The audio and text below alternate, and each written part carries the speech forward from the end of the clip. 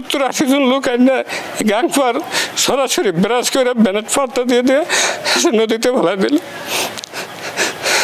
1971 29 November বকতলী পরগনায় পাকিস্তানি হানাদার বাহিনী যেভাবে আক্রমণ করছে, তারা প্রথম রাত্রে 3টার সময় 3টা গান পাউডার নিয়ে গান বোট নিয়ে 3টা জায়গায় সেট করছে।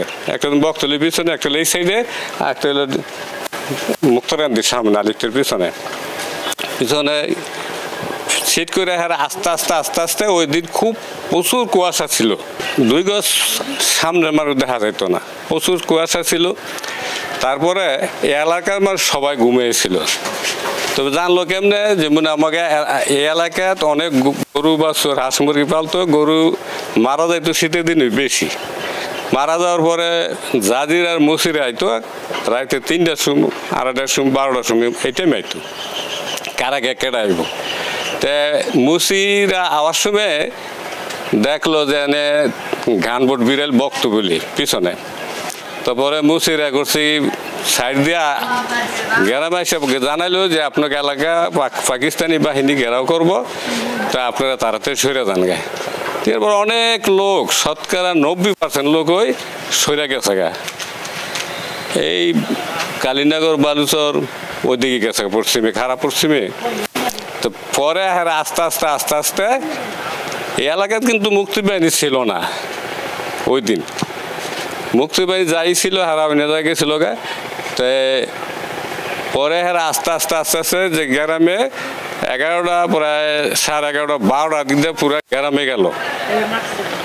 হারা খুব পজিশন নিয়ে আস্তে গেল। গ্রামে যাওয়ার পরে বাড়িঘর জ্বালাই দিল গানপাট দিয়ে, যারা পাইছে হারে মারছে। তারপর মারার পরে যখন বেলা 3টা বাজে, তা আমার এলাকার একটা মুক্তিযোদ্ধা ছিল হান্নান সাহেব, হ্যাঁ আবার 2জন না 3জন মিলিটারি ফালা দিছে এই সাইডে, এই জায়গার তুই ফালা দেওয়ার পরে হেরা করলো কি, সম্ভবত হেরা নৌবাহিনীর টেনে ঢাকা হেড অফিসে ফোন দিল। ফোন দেওয়ার পরে করলো কি যে তোমরা লালবাতি জ্বালাইব। হ্যাঁ সে হেরা করলো প্রচুর ভাবে এই বাড়িঘর একদম পুরা বাড়িঘর জ্বালা একদম পুরা নিচ্ছিন্ন করে দিল। টানা 3য়বার অর্জন করেছে দেশের সেরা সুপার ব্র্যান্ড স্বীকৃতি বসুন্ধরা টিস্যু। তারপরে যখন সন্ধ্যার একটু আগে দেখা সইরা জায়গা, তারপরে ইয়ার পরে এই এলাকার মানুষ সে গ্রামতে বিভিন্ন সাইডেতে বিভিন্ন গ্রামতে আস্তে আসা শুরু করলো। এমনও লোক আছে হ্যাঁ বাড়ি কোন হ্যাঁ বাড়িও ঠিক পায় না, এইভাবে পড়ছে। পড়ার পরে যে লোক এনে মারছে, মাইরে মেরে এই জায়গার মধ্যে না ফালাইছে। এই জায়গা ফালানোর পরে এই এলাকার লোকই তার ফারাকেরও কিছু লোক ছিল। তা এই লোকে নিজে ওইটা মারি দিব, মারি দেওয়ার সেরকম কিন্তু মানুষ আসছিল না। এসে কি করবো, সব এক লোকে এই বদ্ধভূমিতেই সব দাফন করা হয়েছে। যে ওই দিন আমার বড় ভাই আব্দুল আজিজ বাড়িতে ছিল। বাড়িতে থাকাকালীনে আমার ঘরের দক্ষিণ সাইডের ঘরের উত্তর সাইডে একটা ঘর ছিল, ডিগ্রিসরের মুক্তানন্দির মহিলার জন্য আসলো। এই মহিলাকে জায়গা দিয়া 12:15টার সময় সে আমার মারে বললো যে মা আমি মসজিদে যাই।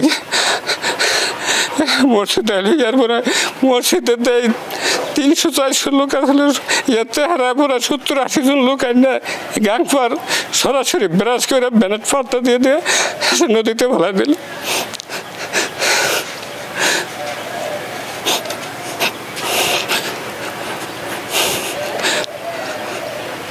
তারপরে বিভিন্ন গ্রামের লোকজন আসা শুরু করলে, আসার পরে সে কার লোক মারা গেছে, আত্মীয় বাপ মা কিংবা ভাই বেরো তো সবাই গাং পার গিয়ে খুঁজে আনার পরে যে জানাজা দিব সে কোনো লোক ছিল না।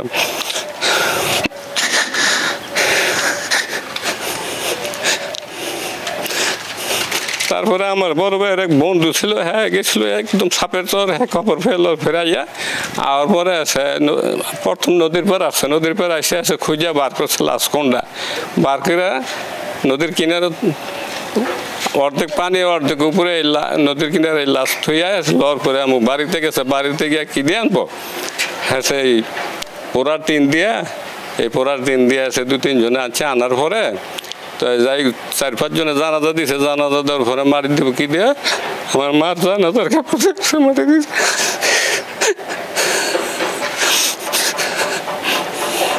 জানাজার কাপড় দিয়ে দাফন করে